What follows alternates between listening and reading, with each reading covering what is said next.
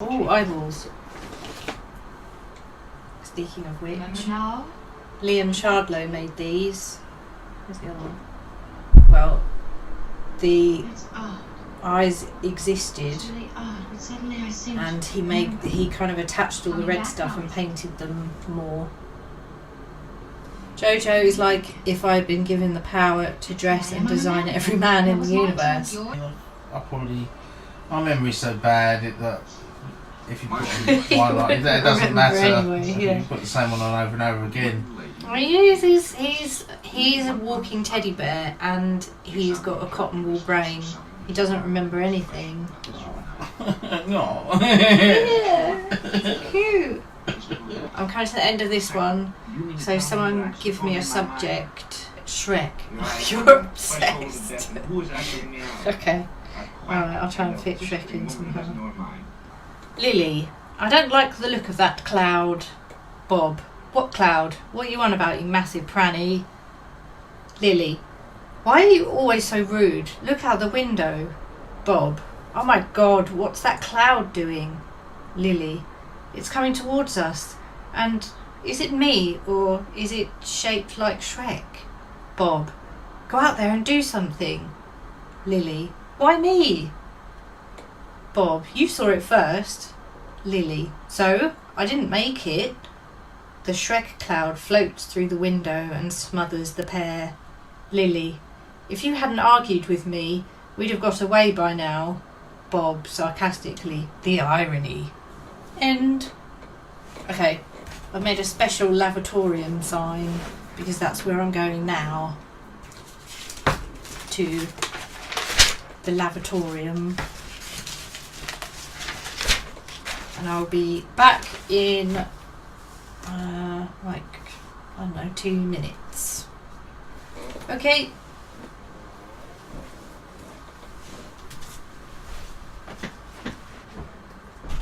Oh no, she turned into a mannequin. Yeah, of course she did.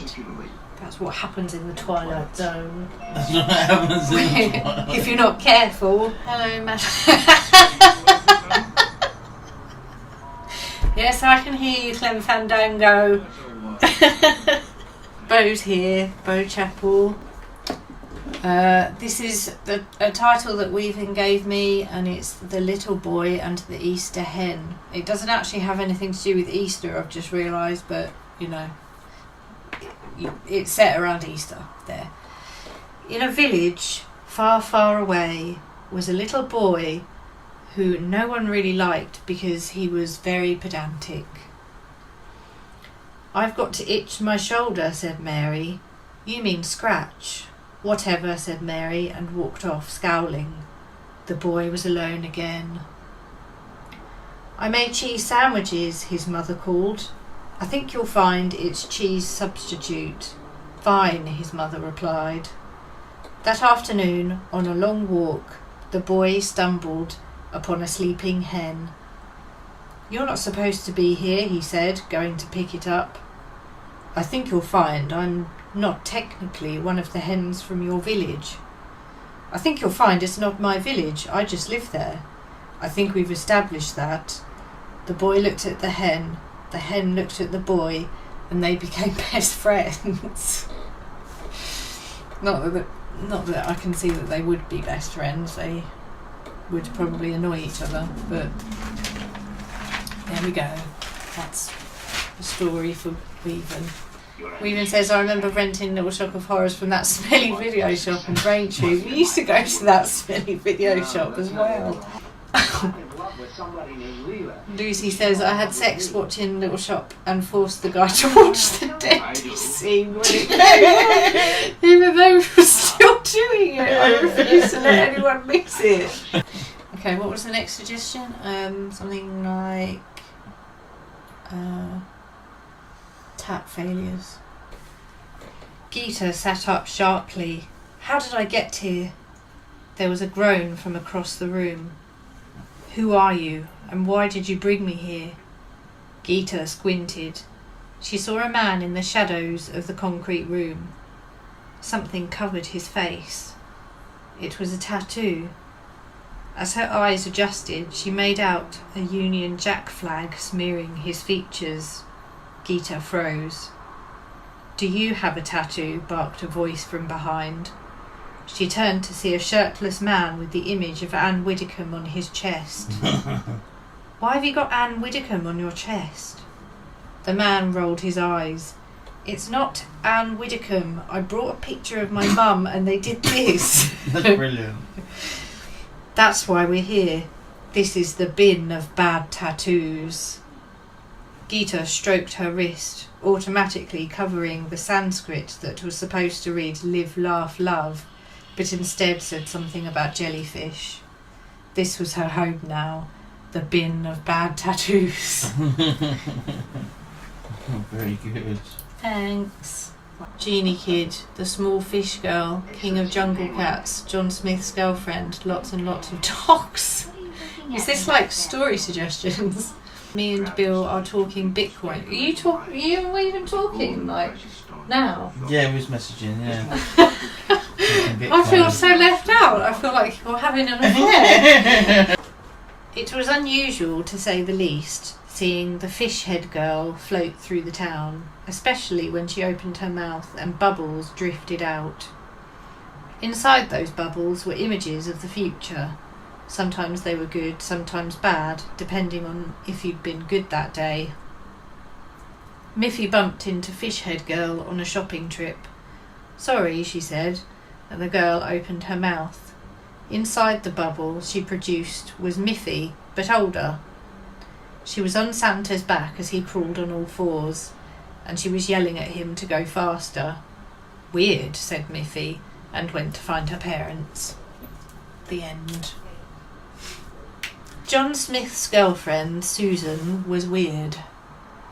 Each time John left the room, she would turn to whichever of his friends was there and remove her face. It was disconcerting. When Joe Gibbons asked her why she did it, she denied any such thing. John would return and ask why Joe was being quiet, to which he couldn't answer. Instead, right there in front of everyone, he asked how well John knew her. "Like 3 weeks ago we met, but it feels like much longer." The pair gazed lovingly at each other, Susan popping her eyeball out at Joe just to taunt him. "I've got things to do," said Joe, leaving abruptly. John turned to Susan. "Why do you think he did that?" Susan shrugged her shoulders. "I don't know," she said sweetly. The end. Yay! Right. Lavatorium sign again. Yeah. You're going to have to entertain them while I'm... Oh no, you're going to leave me alone with the internet people. Do a Q&A. Ask Bill anything. Well, I mean, it's silent though. He doesn't have to answer. Yeah, but you can come and sit in the chair and look at what people are saying in the chat. Do you think?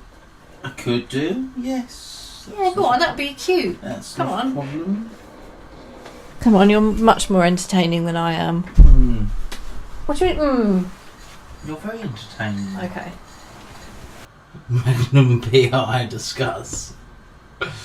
How far would you go for a top quality pizza? I would lose myself morally. Bill, why do? Well, why do? Now that's a philosophical question. I suppose it's all down to my mother and father, I suppose.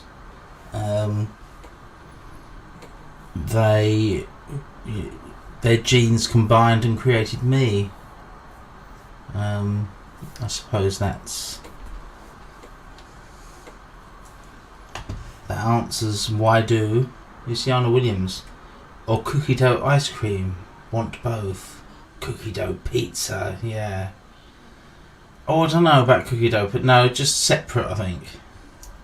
Cookie dough. But which way round? I mean, traditionally you'd have the pizza and then the cookie dough, but does it matter? There's a question. Just trying to see if there's any suggestions. But this is a suggestion from Lucy. Danger Slater, smoking crack with Nick Cage. So that's the story that I wrote. Okay. And you said spaceship. So Yes. I... Spaceship or paperclip. Bill, please redub whatever is going on, Bo said. Please what? Redub whatever is going on. Redub whatever is going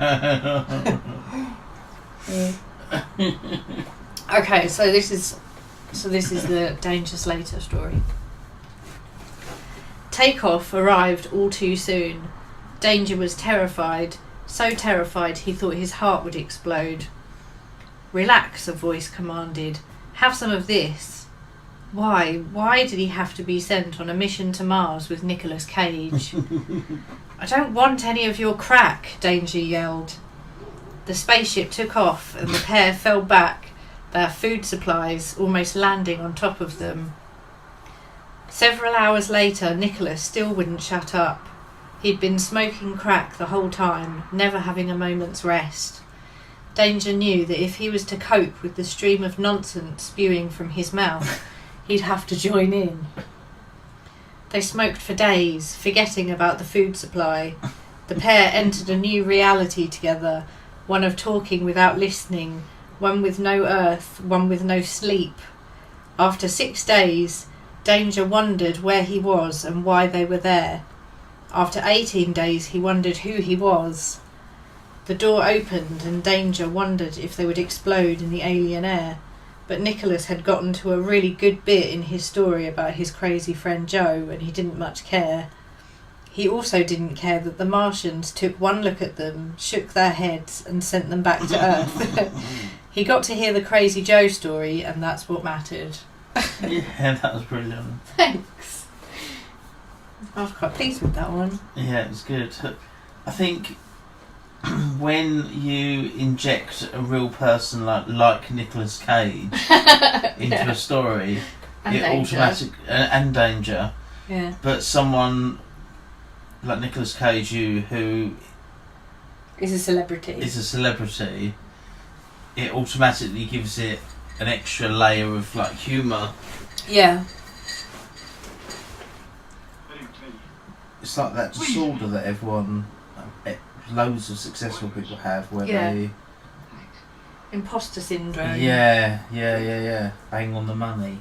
You're bang on the money. You're bang on the money. Whoever stops watching and vomits.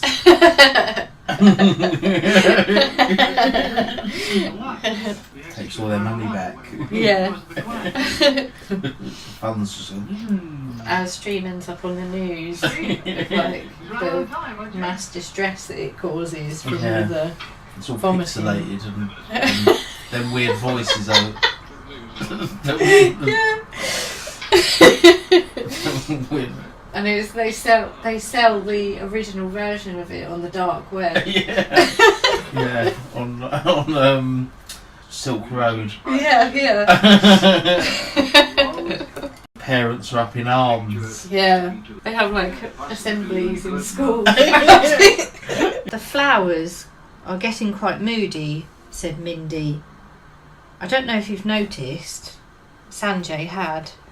When he approached a field of bluebells, he was all set to write a poem about them, when they turned away like schoolgirls giving the silent treatment. What's your problem? He asked, but the flowers didn't reply. Weeks passed, and the townsfolk noticed that whispers had been added to the judgment. Mrs. Grundy's orchids had audibly called Sanjay an oaf. I'm not, he said, affronted. Mrs. Grundy left her house to see him standing in her garden yelling at flowers. That's enough, she said. They started it, said Sanjay. I don't care, she said. We've just got to ignore them.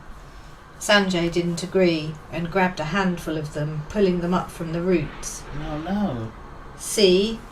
The flowers said. The flowers still attached to the ground said. I told you so. The end. Reminds me of Roald Dahl. Yeah, like the one where the flowers Very good. scream when he pulls them Yeah. up. Yeah. What was that from? Because I know the story, but I don't know where I read it from. It was a short story in one of his collections. Was it? Yeah. Very disturbing. Yes. Yes, he did a lot of disturbing. My favourite is The Landlady. I love that one. I actually read The Landlady on this channel. I think you may have read it to me as well. Yeah. Yeah. But that Flowers one was stuck with me. Yeah. As a child. There was one called Piggy, which was just really nasty. Piggy? Yeah. Sounds nasty, even the title. Yeah, it was. Was it? Yeah. What was it about, roughly? It was this guy who'd been, I think he'd, if I remember rightly, been really sheltered his whole life and vegetarian, and then I think his mum died, and his mum looked after him and had kept him sheltered, and so he, when she died, he decided that he was going to go out and do loads of fun things, and he started off by going somewhere to eat meat. Right. And they said, we've got these sausages, and so he was eating loads of the meat, and he was like, oh my god, that's so good, have you got any more? And they were like, yeah, round the back or something. Right. So he went to go and see where like more of this meat was, and ended up being strung up and put on a conveyor belt like pigs are. Oh no. So disturbing. It's really disturbing, that one. Because he's really a vulnerable person. Yeah, exactly. Yeah. It's sad as well because he's really sheltered, and then that happens the first instance. He goes out of the care of his mother. Exactly. Oh yeah, brilliant. Well done, you sick and twisted man. Okay, I've got 1 minute left, and that's enough time to read the last story. Okay. She typed furiously, faster than her brain could catch up. The dark figure watched over her, bony fingers waiting to tear at her skin. The fluffy bunnies went on a picnic, she wrote, and all had a lovely chocolate cake.